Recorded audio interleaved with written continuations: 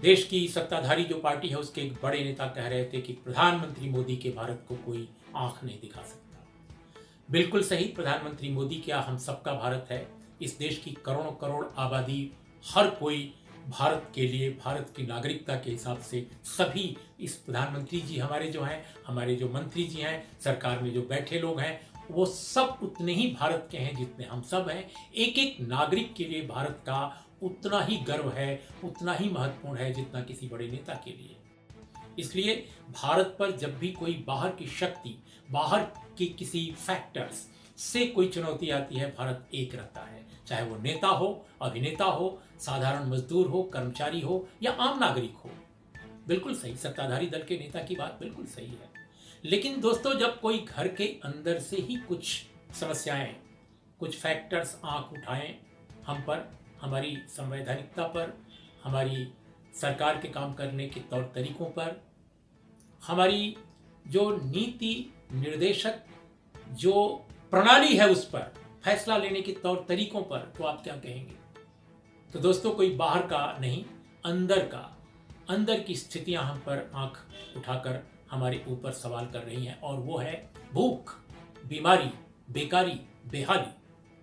अभी जब मैं आपसे बात कर रहा हूं, 3 बड़ी घटनाएं मेरे सामने हैं।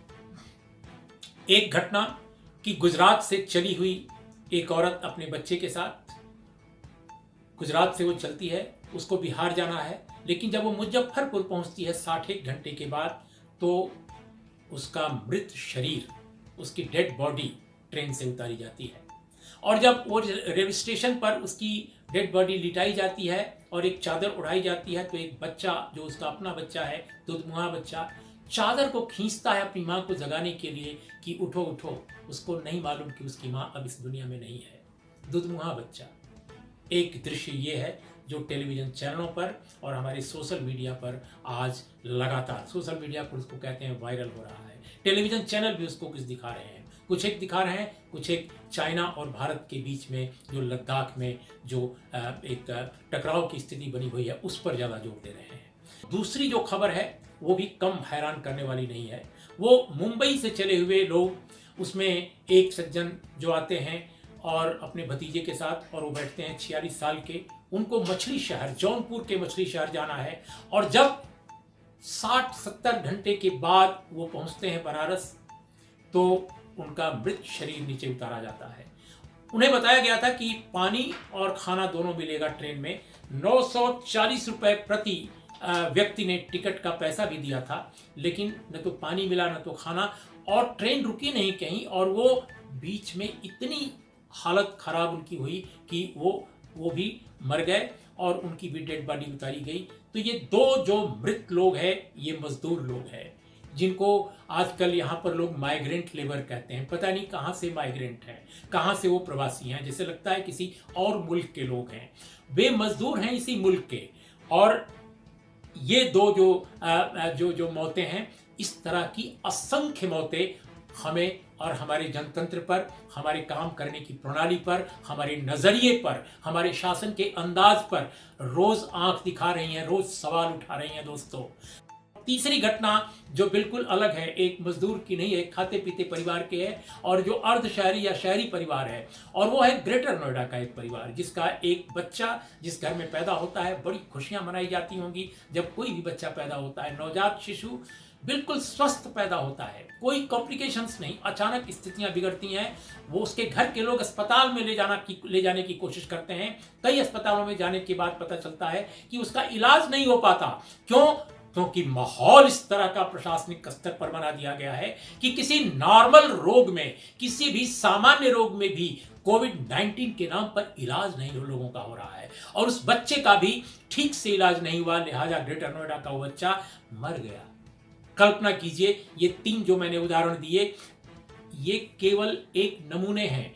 नमूने इसलिए मैं दोस्तों कह रहा हूं कि इस देश में असंख्य घटनाएं मजदूरों के मरने की हो रही हैं, बिना पानी के, बिना खाना के, पैसे के अभाव में, और बदहवासी, बेहाली की हालत में। कोविड-19 के वो पेशेंट नहीं है, वो नॉर्मल सिचुएशंस में मर रहे हैं, भूख की वजह से मर रहे हैं, और अस्पतालों में लोग कोविड-19 के कारण जो मर रहे हैं उनकी संख्या तो हमारी सरकार सिर्फ बता रही है 4,000 से थोड़ी सी ऊपर, लेकिन अस्पतालों में मरने वालों की तादाद तो हजारों में है। बहुत सारे लोग मर रहे हैं। कितने सारे लोग मर रहे हैं, न जाने किन किन रोगों से मर रहे हैं। तो दोस्तों ये हालात हैं। और सोचिए, आप मंत्री जी कह रहे थे कोई बाहर की ताकत के बारे में, मैं तो कहता हूं कि अंदर की स्थितियां, आपकी सरकार, आपके समाज, आपके प्रशासन ने जो स्थितियां पैदा की हैं कोविड-19 से जूझने के नाम पर, उन स्थितियों में ये लोग मर रहे हैं। अब आप बताइए मंत्री जी, कौन आंख किसको दिखा रहा है? तो दोस्तों सवाल इस बात का है कि हमारे शासन की और जो नीति निर्धारक हैं, जो योजना बनाते हैं, योजनाकार जो हैं, उनकी चिंता क्या है? हमारे सरोकार क्या है? अब आप देखिए हमारे समाज के जो डिफरेंट फैक्टर्स, डिफरेंट जो घटक हैं, उनकी क्या चिंता है? हमारे देश का जो मुख्य धारा का मीडिया है, उसकी चिंता इस समय इंडो चाइना बॉर्डर है। ऐसा लगता है 5 मई और 9 मई को हुई 2 घटनाओं के जरिए वो बताने में तुला हुआ है कि इस समय भारत की जनता को, भारत की सरकार को सिर्फ और सिर्फ लद्दाख बॉर्डर पर जो हो रहा है उसके बारे में सोचना चाहिए। अगर 5 मई की घटना है तो आज 23 मई 24 मई के बाद ये कवरेज क्यों शुरू हुआ? ये क्या कोई डाइवर्जन की टैक्टिस है? क्या इसके पीछे कहानी है? कौन नहीं जानता कि उस इलाके में आज से नहीं, बहुत साल हमने देखा। 2017 में डोकलाम हुआ था, 2014 में घटनाएं हुई थी, 2013 में घटनाएं हुई थी। तो ये भारत और चीन सक्षम है कि इस मुद्दे को, इस मसले को हल कर लें, एड्रेस कर लें। लेकिन मीडिया सुबह से शाम तक बगैर उस घटना स्थल पर गए, बगैर उस इलाके में गए, सब कुछ किसी ऑस्ट्रेलियाई थिंक टैंक के किसी नक्शे के आधार पर या यहीं से बैठे काल्पनिक आंकड़ों के आधार पर बता रहा है कि वहां किसके कितने सैनिक पहुंच चुके हैं। दूसरी बात, हमारी सरकार की क्या चिंता है?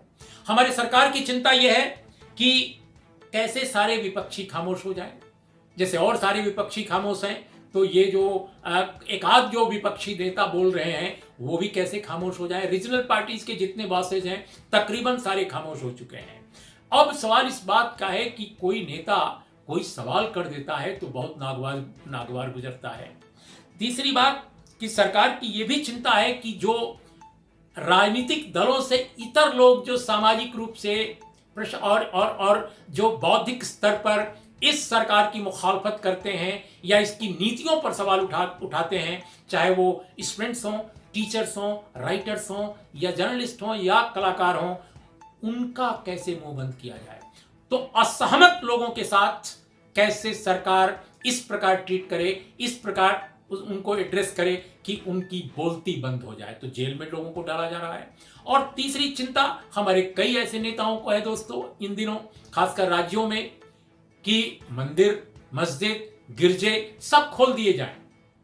अभी येदियुरप्पा साहब को मैंने देखा कि उन्होंने मांग की है कि उनके यहाँ जल्दी से जल्दी मंदिर, मस्जिद और गुरुद्वारे, गिरजे खोलने की इजाजत मिले। अस्पताल खोलने की इजाजत, अस्पताल कैसे बेड ज्यादा बढ़ाए जाएं, आईसीयू कैसे बढ़ाए जाएं, कैसे वेंटिलेटर्स की संख्या बढ़ाई जाए, कैसे डॉक्टरों को पीपीई ज्यादा सुरक्षित और ज्यादा बेहतर मिले। कई जगह पता चला है, इंदौर में खासकर, कि जो पीपीई गुजरात से आए थे बनकर, वो इस तरह खराब थे कि डॉक्टर्स ने उन पीपीई को पहनकर काम करना शुरू किया और वो बीच में फट गए, दरक गए और वो इन्फेक्शन का शिकार हो गए। कई ऐसी भी घटनाएं घटी हैं। तो दोस्तों इन चीजों पर हमारे प्रशासनिक नेताओं को, हमारे राजनीतिक नेताओं को चिंता नहीं है, उनकी चिंता दूसरी चीजों को लेकर है। जबकि ये मुल्क इस समय बेहद खतरनाक मंजर पर खड़ा है। और सच पूछिए तो जो बड़े डॉक्टर्स हैं, जो बड़े एक्सपर्ट्स हैं, वो ये कह रहे हैं कि जून से लेकर सितंबर तक का महीना भारत में कोविड-19 के हिसाब से बेहद नाजुक है। और इस महीनों में, इन आने वाले महीनों में देश की सरकार को और समाज को और लोगों को सावधान ज्यादा रहना होगा। अभी क्या स्थितियां हैं दोस्तों? अभी हम कुल मिलाकर 1.5 लाख के आसपास संक्रमित लोग हैं, जो माना जा रहा है कि एशिया में तो सबसे अधिक हो गई है संख्या। और कम से कम जांच कराने वाले मुल्कों में अभी भी भारत शामिल है। 31 लाख लोग हाल तक यहाँ पर जांच जिनकी हुई थी, टेस्टिंग हुई थी, वो भी 100 दिनों में। और दोस्तों दूसरी तरफ उदाहरण यह है कि चीन ने वुहान प्रांत में, जहां पर सबसे पहले ये रोग फैला, पता ये चला कि वहां पर 206 लोगों को हाल के दिनों में भी इन्फेक्शन हुआ इस कोविड-19 का। तो उन्होंने वुहान में जहां टेस्टिंग पहले खूब जम के हुई थी, अभी हाल में 12 दिनों में 67 लाख सिर्फ और सिर्फ वुहान में उन्होंने टेस्टिंग करा ली, 67 लाख। और जबकि हम 100 दिनों में पूरे देश भर में हम 31 लाख टेस्टिंग करा पाए हैं। ये संख्या हम कल की बता रहे हैं आपको। अब आप बताइए कि ऐसे दौर में हम कैसे माने कि हम वाकई सतर्क हैं, हम ज्यादा संजीदा हैं, हम वाकई अपने योजना का, गैर योजनागत खर्च का और पैकेज जो है उनका खर्च हम इस क्षेत्र पर कर रहे हैं।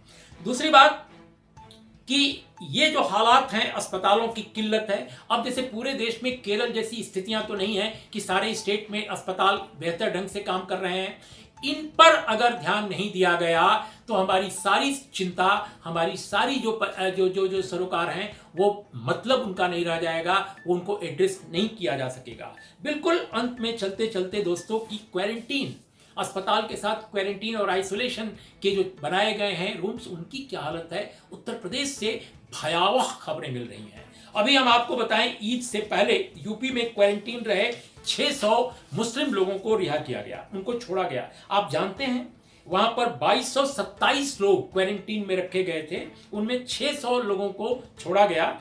मेरठ में 296, लखनऊ में 157। कितने दिन पर? 50 दिनों के बाद। 50 दिनों के बाद, जबकि 14 दिन या 21 दिन, 28 दिन अधिक से अधिक ये क्वारंटीन में रखने की एक प्रोविजंस है, लेकिन 50 दिनों तक क्यों? जब पूछा गया, पत्रकारों ने स्थानीय पूछा, तो लोगों ने कहा कि ऊपर से निर्देश का हम इंतजार कर रहे थे, इसलिए इनको 50 दिन रखना पड़ा। अब ये हालात हैं। अगर आप अपने ही नागरिकों को शत्रु की तरह उनको किसी बिल्कुल ऐसा लगता है जैसे कि जिसको कि आपको लगता है कि ये इनके साथ हमें इस प्रकार का करना है जैसे कोई दुश्मन के साथ किया जाता है। अगर इस तरह का ट्रीटमेंट होगा तो दोस्तों क्या होगा? तो मुझे ऐसा लगता है कि हम रोग से नहीं, ऐसा लगता है कि रोगी से लड़ रहे हैं। हमें लगता है कि हम अपने लोगों को बेहतर करने में, उनको स्वस्थ करने में, उनको सतर्क करने के बजाय, उनको हम रोग से बचाने के बजाय उनको हम आफत में डाल रहे हैं। ये जो मिजाज है, जब तक इस पर अंकुश नहीं लगता, अगर इसको हम नहीं ठीक करते तो हाल वही होगा। अब बिल्कुल चलते चलते हम मजदूरों पर फिर आते हैं और अपनी बात खत्म करते हैं। अभी बहुत सारे लोग चिंता व्यक्त कर रहे हैं कि गांव में मजदूर जा रहे हैं तो वहां संक्रमण हो रहा है। दोस्तों आपको बता दें, मार्च के बिल्कुल आखिरी सप्ताह में बिहार में 2 लाख के आसपास मजदूर गए थे बाहर से। उत्तर प्रदेश की सरकार ने मदद की थी, दिल्ली में भी कुछ मदद की गई थी, उसमें एक भी संक्रमित नहीं निकला। लेकिन इतने दिनों की बाद जब बेहाल होने लगे शहर, जब बदहवासी बढ़ गई, जब मजदूर बिल्कुल खाने के लिए, पीने के लिए, रहने के लिए बेहाल हो गए, मुहाल हो गए, उनके मकान मालिकों ने उनको घर से निकालना शुरू कर दिया, तब जाकर इस सरकार ने कहा अब गांव जाओ। ट्रेनें शुरू कराई। ट्रेनों का हाल हम सब जानते हैं। अभी भी महाराष्ट्र में लोग इंतजार किए जा रहे हैं। और ये मजदूर जब 2 महीने के बाद जब वहां गए हैं और विभिन्न राज्यों में संक्रमित होकर जब जा रहे हैं, उसमें से 5, 10 या 20 या 50, तो कहा जा रहा है कि कोविड-19 लेकर ये आ गया है। तो ये जो हालात हैं, मैं समझता हूं इसके लिए कौन जिम्मेदार है? यही सवाल सबसे बड़ा है कि आप कह रहे हैं कि आंख दिखाने वाला बाहर का अगर आएगा तो हम उसको बर्दाश्त नहीं करेंगे, लेकिन आंख तो आपको स्वयं आप द्वारा पैदा की गई परिस्थितियां दिखा रही हैं। उनको कैसे आप चुनौती देंगे, उनसे कैसे आप सामना करेंगे? असल सवाल आज का यही है दोस्तों। नमस्कार, आदाब, सत